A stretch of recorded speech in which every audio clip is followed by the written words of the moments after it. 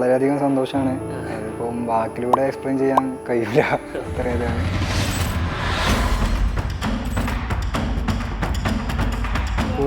കോച്ചിൻ്റെ players എന്താണ് ചെയ്യാന്ന് അത് കറക്റ്റ് അറിയുന്ന ഒരു വ്യക്തിയാണ്. 100% ഒരു പ്ലെയർ എന്താണ്, അവൻ്റെ ക്വാളിറ്റി എന്താണ്, അവൻ്റെ ഡിസഡ്വാൻറ്റേജ് എന്താണെന്നൊക്കെ അറിയുന്ന ഒരു കോച്ചാണ്. അപ്പോൾ ഒരു 10 ദിവസത്തെ ട്രെയിനിങ്ങിൽ പോയിട്ട് അത്രയും നല്ലൊരു കളി, അത് ഇറാനായിട്ട് അത്രയും ഒരു 50 മിനിറ്റോളം പിടിച്ചിക്കുക, അത് കഴിഞ്ഞിട്ട് ഇങ്ങനെ ഈ ഒരു റിസൾട്ട് കിട്ടുക എന്ന് പറയുന്നത് ഒരു വലിയൊരു കാര്യം.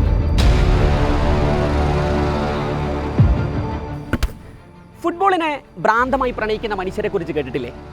മലപ്പുറം അങ്ങനെ കുറേ മനോഹരമായ ഭ്രാന്തുകളുടെ നാടാണ്. തനിക്ക് പൂവണിയിക്കാനാകാത്ത സ്വപ്നങ്ങളെ തൻ്റെ മക്കളിലൂടെ സാക്ഷാത്കരിക്കുന്ന ഒരു മനുഷ്യനുണ്ട് മലപ്പുറത്ത്.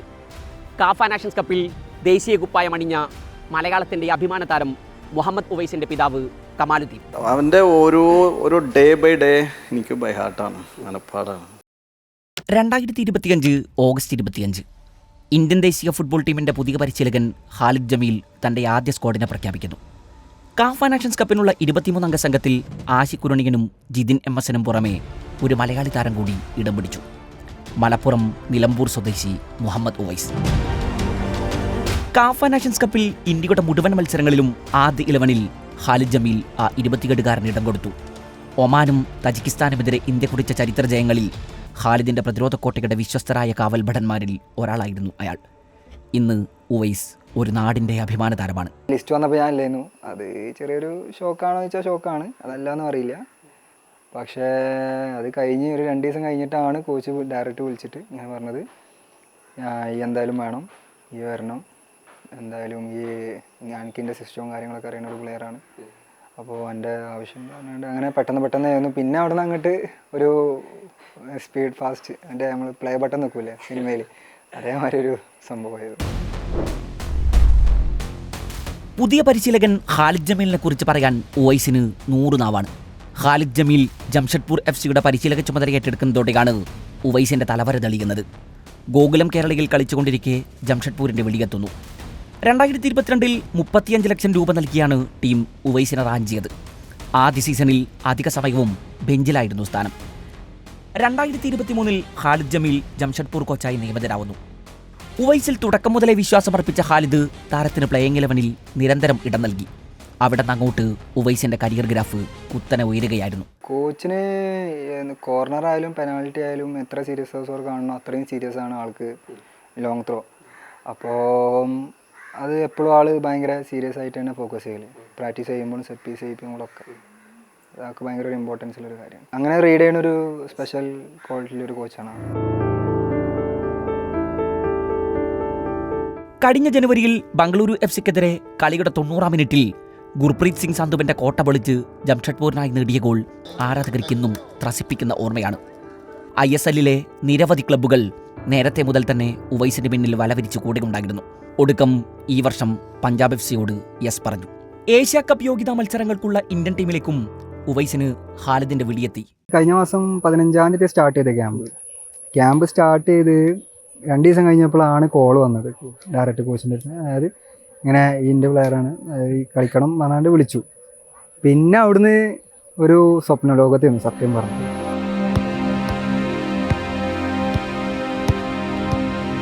ഫുട്ബോളിൻ്റെ ആകാശദൂരങ്ങൾ കീഴടക്കിക്കൊണ്ടിരിക്കുന്ന ഉവൈസിൻ്റെ യാത്രയിൽ കമാലുദ്ദീൻ മൊയ്ക്കൽ എന്ന ഈ പിതാവ് കൈപിടിച്ചെന്നും കൂടെയുണ്ട്. കുഞ്ഞുനാൾ മുതലേ ഫുട്ബോളിനെ ഭ്രാന്തമായി പ്രണയിച്ച കമാലിന് തനിക്കു കീഴടക്കാനാകാത്ത സ്വപ്നങ്ങളെ മക്കളിലൂടെ പൂവണിയിക്കണം എന്ന വാശിയായിരുന്നു. അവൻ്റെ ഓരോ ഡേ ബൈ ഡേ എനിക്ക് ബൈ ഹാർട്ടാണ്, മനപ്പാടാണ്. അപ്പോൾ സ്വാഭാവികമായിട്ടും ആ ഒരു സ്റ്റെപ്പ് ഇങ്ങനെ പതുക്കെ കയറി വരുന്നത്, പിന്നെ അതിനൊക്കെ ഓരോ മൈൽ സ്റ്റോൺ ഞാൻ വെച്ചിരുന്നു. അതൊക്കെ അവൻ തന്നെ അറിയാം. ഓരോ ഏജിൽ ഓരോ അച്ചീവ്മെൻറ്റ്സ് ഞാൻ പറഞ്ഞില്ലേ, ഇപ്പോൾ ഒരു പാരൻ്റ് എന്നുള്ള നിലയ്ക്ക് ഇപ്പോൾ എല്ലാ പാരൻസിനും അവനവൻ്റെ മക്കളെ ഉയരങ്ങളിലെത്തിക്കണം തന്നെയാണ് എല്ലാവരും ആഗ്രഹിക്കുക. മക്കൾക്ക് വേണ്ടിയിട്ടാണ് ഒരു 100-ൽ 99% പാരൻസും ജീവിക്കുന്നത്. പക്ഷേ പാരൻസ് ഉദ്ദേശിക്കുന്ന ഒരു ലെവലിലേക്ക് ഈ മക്കൾ വരിക എന്ന് പറയുന്നത്, അവരത് ആ ഒരു എന്താണ് ആ തോട്ട്, അതിൻ്റെ കൂടെ നിൽക്കുക എന്ന് പറയുന്നത് ഒരു പാരൻസിന് കിട്ടുന്ന ഏറ്റവും വലിയ ഭാഗ്യം. ജന്മനാ ഹൃദ്രോഗിയായിരുന്ന കമാലിൻ്റെ ജീവിതം മരുന്നുകൾക്കിടയിലായിരുന്നു. മൈതാനങ്ങൾ അപ്പോഴൊക്കെ അയാളുടെ വിദൂര സ്വപ്നമായി കിടന്നു. 18-ാം വയസ്സിൽ കമാൽ രോഗത്തിൻ്റെ കൈപ്പിടിയിൽ നിന്ന് മോചിതനായി. പിന്നെ ഗോൾ കീപ്പറുടെ വേഷമണിഞ്ഞ് ഗ്രൗണ്ടിൽ. ഫുട്ബോൾ കളിക്കണം എന്ന് അത്രയധികം ആഗ്രഹിച്ചിരുന്നു. പക്ഷേ ഈ അസുഖം കാരണം ഞാൻ എൻ്റെ പാരൻസിനെ പലപ്പോഴും പറയുമ്പോൾ എൻ്റെ വാപ്പയും എന്നെ പിടിച്ചു വെച്ചോണ്ടായിരിക്കും ഒരു പക്ഷേ ഞാൻ ഇവരോട് തന്നെ ചിലപ്പോൾ പറയും ഞാൻ ബോണസിലാണ് പോണത്. കാരണം അങ്ങനെ ഒരു അസുഖമായിരുന്നു എനിക്ക്. പക്ഷെ ഒക്കെ പഠിച്ചവൻ മേലെ ഒരാളുണ്ടല്ലോ, അയാളെ തീരുമാനമാണല്ലോ. എന്തായാലും എന്നെ പിടിച്ചു വെച്ചു. 16 വയസ്സ് വരെ എനിക്ക് വേണ്ട ഇതെല്ലാം തന്നു. ഇഞ്ചക്ഷനും എല്ലാ മാസവും ഓരോ ഇഞ്ചക്ഷൻ തന്നിട്ടായിരുന്നു ഞാൻ ജീവിച്ചിരുന്നത്. അപ്പോൾ എന്നൊക്കെ ഉമ്മ ഒരുപാട് കഷ്ടപ്പെട്ടിട്ടുണ്ട്. അതേപോലെ തന്നെ ഇപ്പോൾ ഞാനും എൻ്റെ ഉമ്മയും അവർക്കും വേണ്ടി ഞങ്ങളും ചെയ്യുന്നു. ഇപ്പം എൻ്റെ ഉപ്പയും ഉമ്മയും എനിക്ക് വേണ്ടി എന്ത് ചെയ്തോ അത് ഇവർക്കും വേണ്ടി ചെയ്യുന്നു. അതിൻ്റെ കൂടെ നമ്മളെ കുറേ ഡ്രീം കൂടെ അതിൻ്റെ കൂടെ നമ്മൾ ആഡ് ചെയ്തു എന്ന് മാത്രം. 21-ാം വയസ്സിൽ പ്രാരാബ്ധങ്ങളുമായി കടൽ കടന്നു. നാട്ടിൽ തിരിച്ചെത്തിയ ശേഷവും കമാൽ കാൽപന്തിന് പുറകെ തന്നെയായിരുന്നു. നിലമ്പൂർ യുണൈറ്റഡ് എന്ന പേരിൽ സ്വന്തമായി ഒരു ടീം രൂപീകരിച്ചു. പുതുതലമുറയെ കാൽപന്തിൻ്റെ ലോകത്തേക്ക് അയാൾ കൈപിടിച്ച് നടത്തുകയായിരുന്നു. ഫ്രാൻസ് വമ്പാടിൻ്റെ ജൂനിയർ ടീമിൻ്റെ പ്ലേയേഴ്സുമായിട്ട് കൂടെയായിരുന്നു ഞാൻ കളിച്ചുകൊണ്ടിരുന്നത്. അവരെ ഞാൻ എൻ്റെ ടീമിലേക്ക് കളിക്കാൻ അവരെ വിളിക്കും. തിരിച്ച് അവർക്ക് കളി ഉണ്ടാകുമ്പോൾ ഞാൻ അങ്ങോട്ടും വിളിച്ച് കളിക്കാൻ പോകും. അപ്പോൾ അതാണ് ഈ ഫുട്ബോളായിട്ട് കളിച്ചിട്ടുള്ളൊരു ബന്ധം എന്ന് പറയുന്നത്. സെവൻസ് പിന്നെ കുറേ കുട്ടികളെ സെവൻസ് കളിപ്പിച്ചു കൊണ്ടുവന്നു. അതേ അറിയുള്ളായിരുന്നു നമുക്ക് ഇങ്ങനെയൊക്കെ. പിന്നെ ഇതൊക്കെ മനസ്സിലായപ്പോഴാണ് ദൈവം പഠിച്ചവൻ എനിക്ക് ഇതേപോലെ 3 മക്കളെ തരുന്നത്. അപ്പോൾ അയാൾ തീരുമാനിച്ചിട്ടുണ്ടാവും നിനക്ക് പറ്റാത്തതെന്നൊക്കെ മകനിലൂടെ നീ നേടിയെടുത്തോ. അതാണ് ഞാനിപ്പോൾ ഒന്നും ഞാൻ എപ്പോഴും ഞാൻ റിയലൈസ് ചെയ്യുന്ന ഒരു കാര്യം അതാണ്. എന്തായാലും എൻ്റെ കൂടെ ആഗ്രഹങ്ങളിലൊപ്പം 100% നിന്നു. അതാണ് ഇതിൻ്റെ ഏറ്റവും വലിയ വിജയം. തനിക്ക് ജനിക്കുന്ന കുട്ടികൾ നല്ല ഉയരമുള്ളവരായിരിക്കണം. വിവാഹത്തിന് മുമ്പേ അയാൾ തൻ്റെ സ്വപ്നങ്ങളെക്കുറിച്ച് ആലോചനകൾ തുടങ്ങി. വിവാഹത്തിന് ഒറ്റ ഡിമാൻഡേ ഉണ്ടായിരുന്നുള്ളൂ കമാലിന്, വധുവിന് നല്ല ഉയരമുണ്ടായിരിക്കണം. ഞാൻ ഓൾറെഡി 6 അടി 1 ഇഞ്ച് ഉണ്ട്. അപ്പോൾ അതിനനുസരിച്ച് ഒരു വൈഫും കൂടി വേണം എന്നുള്ള എനിക്കറിയാം. ചിലപ്പോൾ ഒരു പക്ഷേ 4 തലമുറ പുറകിലേക്കൊക്കെ ജീന് പോവാം. പക്ഷെ എങ്കിലും നമുക്ക് ചെയ്യാൻ പറ്റുന്ന നമ്മുടേതായ ഒരു കാര്യമാണല്ലോ. അങ്ങനെ അതെല്ലാം ഒരു എന്താ പറയുക കോപ്പി ബുക്ക് എഴുതിയ പോലെയാണ് എൻ്റെ ലൈഫിലെല്ലാം സംഭവിച്ചത്. ഒരേ ഒരു പെണ്ണിനെ ഞാൻ കണ്ടിട്ടുള്ളൂ. അത് എൻ്റെ പ്രിയ പത്നി ബെട്രാഫ് സൽമത്ത്. അങ്ങനെ നിലമ്പൂരുകാരി സൽമത്ത് കമാലിൻ്റെ ജീവിതസഖിയായി. അവർക്ക് പിറന്ന 3 ആൺമക്കളും നല്ല ഉയരമുള്ളവരായിരുന്നു. ഉവൈസും ഉനൈസും ഉമൈസും. രണ്ടാമൻ ഉനൈസ് കർണാടക സൂപ്പർ ഡിവിഷനിൽ കൊടക് FC വേണ്ടി പന്ത് തട്ടുന്നു. ഉവൈസിൻ്റെ ഉമ്മ അതാണ് ഇപ്പം പേര്. മറ്റേത് കമാലക്കാൻ്റെ വൈഫ്, ഉവൈസിൻ്റെ ഉമ്മയാണ്. അർജന്റീനയുടെ കടുത്ത ആരാധകരാണ് കമാൽ. മറഡോണയിൽ നിന്ന് ആരംഭിച്ച് അത് ലയണൽ മെസ്സി വരെ എത്തി നിൽക്കുന്നു. എന്നാൽ ഇക്കാര്യത്തിൽ ഉവൈസിൻ്റെ ഇഷ്ടങ്ങൾ മറ്റു ചിലതാണ്. ഞാൻ അങ്ങനെ ഭയങ്കര എക്സ്ട്രീം ഇതൊന്നുമില്ല. കളിക്കണ ആരാണ് അവരെ ഇഷ്ടമാണ്. ഇപ്പോൾ കുറച്ച് കാലമായിട്ട് ഫ്രാൻസ് നല്ല ടീമാണ്. ഫ്രാൻസിന് നല്ല താല്പര്യമുണ്ട്. പോർച്ചുഗൽ അതൊക്കെ നല്ല അങ്ങനെ നല്ല ഒരു ടീമിനെ മാത്രം സ്നേഹിക്കും. ക്ലബ്ബ് ലെവലുണ്ട്. ക്ലബ്ബ് ലെവൽ ലിവർപൂൾ ഭയങ്കര ഇഷ്ടമാണ്. പക്ഷേ കൺട്രി ലെവലിൽ എനിക്ക് ഒരു ടീമിനെ മാത്രം അങ്ങനെ ഇതില്ല. മറഡോണ എന്ന് പറയുന്ന ഒരാൾ, അയാളൊരു കളി ഇതൊക്കെ ഒരുപാട് മനസ്സിൽ ഈ ഫുട്ബോളിനോടുള്ള സ്നേഹം കൂട്ടാൻ വേണ്ടിയിട്ട് ഉണ്ടായിട്ടുണ്ട്. പൂക്കോട്ടുംപാടത്തുനിന്ന് വേൾഡ് കപ്പ് കാണാൻ വേണ്ടി സൈക്കിളിൽ ഇവിടെ നിലമ്പൂർ 10-15 കിലോമീറ്റർ ദൂരം ഇവിടെ നിലമ്പൂർ വന്ന് രാത്രി 2 മണി 3 മണി സമയത്ത് കളി കണ്ട് തിരിച്ച് സൈക്കിളിൽ പോയതൊക്കെ ഞാൻ ഓർക്കുന്നുണ്ട്. അടുത്തിടെയാണ് ഉവൈസിൻ്റെ വിവാഹം കഴിഞ്ഞത്. വധു ഹന ഹാരിസ്. ഹനക്കും പറയാനുണ്ട് ഒരു കഥ. ഫുട്ബോൾ കാണാൻ ഇഷ്ടമായിരുന്നു, പ്രാക്ടീസ് ചെയ്യണ കാണാൻ ഇഷ്ടമാണ്. അങ്ങനെ ഒരു ആസാദ് ഗ്രൗണ്ടിൽ നീന സമയത്ത് വാപ്പിച്ചിയും എൻ്റെ അമ്മ ഉണ്ടായിരുന്നു. ഉമ്മാനോട് സലാം പറഞ്ഞ വർത്താനൊക്കെ പറഞ്ഞ് മോളാണല്ലേ എന്ന് ചോദിച്ചു. അന്ന് ഞാൻ അപ്പുറത്ത് നിൽക്കുന്നുണ്ട്. ഉവൈസ് ഗ്രൗണ്ടിലും ഉണ്ട്. ആ മോളാണ്, ആ മോള് നല്ല ഹൈറ്റ് ഉണ്ടല്ലേ എന്ന് പറഞ്ഞപ്പോൾ എൻ്റെ ഫാദറൊക്കെ നല്ല ഹൈറ്റ് ഉണ്ട്. അപ്പോൾ ഉമ്മ പറഞ്ഞ് ആ ഫാദർ ഹൈറ്റ് ഉണ്ട്, അങ്ങനെയാണ് പറഞ്ഞു. അപ്പോൾ ഇൻഷാ അള്ളാ കാണാന്ന് പറഞ്ഞ്.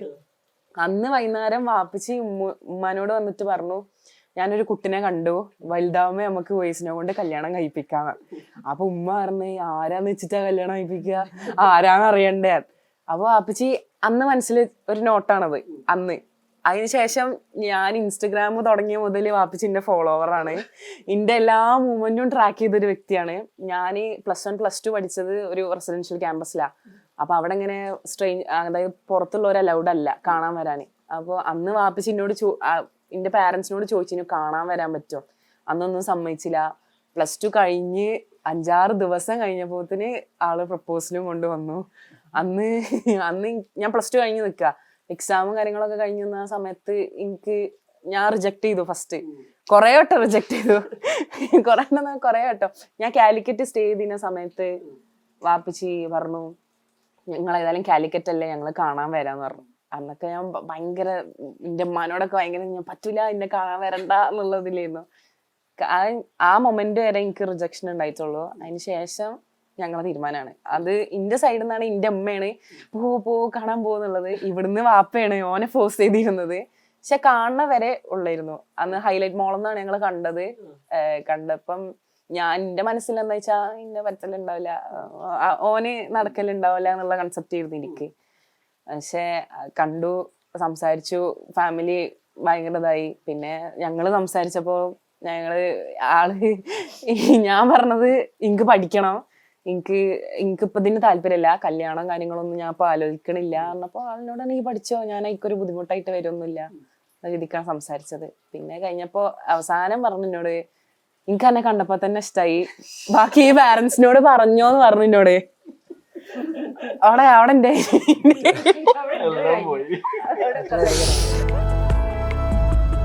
ഉവൈസ് കേരള ബ്ലാസ്റ്റേഴ്സിനായി പന്ത് തട്ടണം എന്ന ഒരാഗ്രഹമുണ്ട് ഹനക്ക്. ഞാൻ 1-2 വട്ടം ചോദിച്ചിട്ടുണ്ട് ബ്ലാസ്റ്റേഴ്സ് സൈൻ ചെയ്തിട്ട്. അതൊരു മീൻസ് നമ്മളെ നാടിന്റെ ടീമല്ലേ, അപ്പൊ അതൊരു പ്രൗഡ് അല്ലേ എന്ന് രീതിക്ക് ചോദിച്ചാൽ അങ്ങനെയല്ലല്ലോ നോക്കുക, വേറെ എല്ലാ കാര്യങ്ങളും ഇല്ലേ, അത് വെച്ചിട്ടല്ലേ എന്ന് എനിക്ക് പറഞ്ഞു തന്നിരുന്നു. പിന്നെ നമ്മളെ പുറത്ത് കാണുന്നതല്ല ഉള്ളില് ഫുട്ബോളിന്റെ അതിൻ്റെ ഉള്ളില്, അത് എൻറ്റയർലി ഡിഫറെന്റ് ആണ്. അത് പഠിച്ചു. ഉവൈസിന്റെ വളർച്ചയിൽ ഉമ്മ സൽമത്ത് നൽകുന്ന പിന്തുണ ചെറുതല്ല. നമ്മളെ ഡ്യൂട്ടി കുക്കിംഗ്, ഓൾക്ക് വേണ്ടതൊക്കെ ചെയ്തു കൊടുക്കുക, അവർക്ക് ഇഷ്ടപ്പെട്ട പോലെ അതിന് ആവശ്യമായ ഭക്ഷണങ്ങൾ ഉണ്ടാക്കി കൊടുക്കുക, അതെല്ലാം കറക്റ്റ്ലി ചെയ്തു കൊടുത്തിട്ടുണ്ട്. പേരക്കുട്ടിയുടെ വളർച്ചയെക്കുറിച്ച് പറയാൻ വല്ലുപ്പക്ക് 100 നാവാണ്. 6ാമത്തെ ഗോളടിച്ചെന്ന് ഞാൻ ഹോസ്പിറ്റലിൽ കിടക്കാം, ആരെങ്കിലും വന്ന് എന്തെങ്കിലും ചോദിച്ചുമ്പോൾ എൻ്റെ കയ്യിൽ ഇതാണേക്കാരം, ഇതെന്താ വെച്ചാൽ ഇതിൻ്റെ പേരക്കുട്ടിയാണ് അറിയും. അപ്പോൾ ഓല് വാങ്ങിയിട്ട് ഇത് ഉവൈസിൻ്റെ വല്ലിപ്പ, ഇത് ഉവൈസിൻ്റെ വല്ലിപ്പ, ഉവൈസിൻ്റെ വല്ലിപ്പാണ്.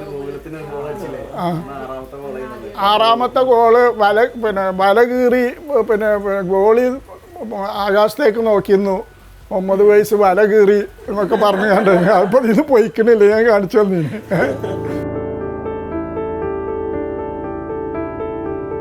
ഇന്ത്യൻ ദേശീയ കുപ്പായത്തിൽ പന്ത് തട്ടുന്ന പ്രിയ സുഹൃത്തിനെ കുറിച്ച കളിക്കൂട്ടുകാരുടെ അനുഭവ സാക്ഷ്യങ്ങൾ ഇങ്ങനെ. ഉവൈസിനെ പറയുകയാണെങ്കിൽ ഒരു 20 വർഷത്തോളമായി നമ്മളിവിടെ കാണുന്നുണ്ട് ഈ ഗ്രൗണ്ടിൽ. ഭയങ്കര ഹാർഡ് വർക്കാണ്. പല കാര്യങ്ങളും ഈ പ്രായത്തിൽ പല കുട്ടികളും ഒഴിവാക്കിയതൊക്കെ കിട്ടിയത് അവന് നഷ്ടപ്പെട്ടിട്ടുണ്ട്. അതെന്താ വെച്ച് കഴിഞ്ഞാൽ അവൻ്റെ ഒരു ലക്ഷ്യമാണ്, ഓൻ്റെ മാത്രമല്ല ഓൻ്റെ ഫാദറിൻ്റെ. ഒരു ഫുട്ബോളിൽ നല്ലൊരു പൊസിഷനിൽ എത്തണം എന്നുള്ളത് നമുക്ക് വലിയൊരു സന്തോഷമാണത്. അവനിങ്ങനെ ഈ ഒരു പൊസിഷനിൽ എത്തിക്കഴിഞ്ഞത്. നമുക്ക് അവൻ്റെ ഒപ്പം കളിക്കാനുള്ളൊരു ഭാഗ്യമുണ്ട്. പിന്നെ നമ്മളെ ബോസാണിത്, കോച്ചാണ് കമലാക്ക, അതും വലിയൊരു സന്തോഷമുണ്ട് നമുക്ക്. ഞങ്ങൾ തന്നെ ഹൈ ആയി, അതായത് നിലമ്പൂരിനെ ഓനെക്കൊണ്ട് ഉയർത്തിക്കൊണ്ടതിന് ഞങ്ങൾ പ്രൗഡാവാണ് സത്യം പറഞ്ഞ ഓനെക്കൊണ്ട്. അതായത് ഏറനാട് നിന്ന് ഫസ്റ്റ് ഇന്ത്യ ജേഴ്സി അണിഞ്ഞ ഒരാളാണ് ഉവൈസ്, അതുകൊണ്ട് ഞങ്ങൾ പ്രൗഡാണ്. ഉവൈസിന്റെ അധ്യാപകർക്കും പ്രിയപ്പെട്ട തങ്ങളുടെ വിദ്യാർത്ഥിയെക്കുറിച്ച് പറയാൻ 100 നാവാണ്. ഞാൻ ഇംഗ്ലീഷ് പഠിപ്പിച്ച അധ്യാപകനാണ്. ആ സമയത്ത് തന്നെ ഇംഗ്ലീഷ് ഭാഷ പഠിക്കാൻ വല്ലാത്തൊരു അഭിനിവേശം ഉണ്ടായിരുന്നു. അതെന്താണെന്ന് ചോദിച്ചപ്പോഴാണ് അത് ഫുട്ബോൾ ആണ് എൻ്റെ പാഷൻ, അതാണ്, അതിലേക്ക് അത് ഉപകാരപ്പെടും, എനിക്ക് നല്ലൊരു ഭാഷ വേണം എന്ന രീതിയിൽ അന്നു മുതൽ തന്നെ പഠനവും അതേപോലെ ഫുട്ബോളും ഒരേപോലെ കൊണ്ടുപോകാൻ സാധിച്ച ഒരു വിദ്യാർത്ഥിയായിരുന്നു. ഇന്ന് അദ്ദേഹത്തിൻ്റെ നേട്ടത്തിൽ വളരെയധികം അഭിമാനിക്കുന്നു. ഇവിടെയുള്ള എല്ലാ ഗ്രൗണ്ടിലും ഒരു സാധാരണക്കാരെ പോലെ കളിച്ചു വളർന്ന ഉവൈസ് പിന്നീട് പെട്ടെന്നൊരു ഡ്രാസ്റ്റിക് ചേഞ്ചസിലൂടെ ഇപ്പോൾ ഇന്ത്യൻ ഇൻ്റർനാഷണൽ ഫുട്ബോൾ പ്ലെയറായി മാറിയിരിക്കുകയാണ്. ഈ നേട്ടത്തിൽ അദ്ദേഹത്തെ എത്ര അഭിനന്ദിച്ചാലും മതിയാവില്ല. ചന്തക്കുന്നിലെ മയ്യന്താനി ഗ്രൗണ്ടിന് മുന്നിലാണ് കമാലിന്റെ വീട്. വീട് വെക്കുമ്പോൾ അതൊരു മൈതാനത്തിനരികിലാകണമെന്ന് മനസ്സിൽ ഉറപ്പിച്ചതാണ് അയാൾ. വിശ്വപ്രസിദ്ധരായ ഫുട്ബോൾ താരങ്ങൾ പലരുടെയും ജീവിതം ഗ്രൗണ്ടുമായി ചേർന്ന് കിടക്കുന്നതാണ് എന്നാണ് കമാൽ ഇതിനു കാരണമായി പറയുന്നത്. കമാലിൻ്റെ വീടിൻ്റെ ചുവരുകളിലും നിറയെ ഫുട്ബോളാണ്. ഇത് ചെറുതാവുമ്പോൾ ഉവൈസിൻ്റെ ഉനൈസിൻ്റെ ഒക്കെ ഹൈറ്റ് ഞാനിങ്ങനെ കറക്റ്റ് ഓരോ സമയത്ത് എനിക്കൊരു ഐഡിയ കിട്ടാൻ എത്ര ഹൈറ്റ് വന്നു എന്ന് അറിയാൻ വേണ്ടിയിട്ട് ഞാൻ അന്ന് ഇത് അടുക്കളയിൽ നിന്ന് അവിടെ തന്നെ ചുമരിൽ എഴുതി വെച്ചതാണ്. ഇത് 2012 ഉവൈസിൻ്റെ ഹൈറ്റ്, ഇത് 2017 ചെറിയ മോൻ്റെ ഹൈറ്റ്, 2019 അങ്ങനെ ഇവിടെ വരുന്ന സമയത്ത് 19/2/2015 ഉവൈസ് മോനൊന്ന് ഞാൻ എഴുതിയെന്ന് ഉവൈസിൻ്റെ ഹൈറ്റാണ്, ഇത്ര ഹൈറ്റ് ഉണ്ടായിരുന്നു അവൻ. അടുത്ത 3 മാസം കൊണ്ട് 15/5/2015 വന്നപ്പോൾ ഇത്രയും ഹൈറ്റ് വന്നു. ഇന്ത്യൻ ഫുട്ബോൾ ടീം വിശ്വവേദിയിൽ പന്ത് തട്ടുന്നത് കാണാൻ എത്ര കാലം കൂടി കാത്തിരിക്കേണ്ടി വരും നമുക്ക്? അത് വലിയൊരു സ്വപ്നമാണ് എന്നറിയാമെങ്കിലും ഒരിക്കലും അത് യാഥാർത്ഥ്യമാകും എന്ന ഉറച്ച ബോധ്യമുണ്ട് ഇന്ത്യയിലെ ഫുട്ബോൾ ആരാധകർക്ക്. അന്ന് കമാലുദ്ദീനെ പോലെ ഫുട്ബോളിനെ ഭ്രാന്തമായി പ്രണയിക്കുന്ന മനുഷ്യരുടെ സ്വപ്നം കൂടി പൂവണിയും. മുഹമ്മദ് ഉവൈസിന് കരിയറിലെ ആകാശദൂരങ്ങൾ ഇനിയുമേറെ കീഴടക്കാൻ കഴിയട്ടെ എന്ന് ആശംസിക്കുന്നു. വീഡിയോ ജേർണലിസ്റ്റുകളായ ഫെബിനും ജോസ്മോനുമൊപ്പം റിപ്പോർട്ടർ ഹാരിസൺ മാറ, ഇൻ റിപ്പോർട്ടർ.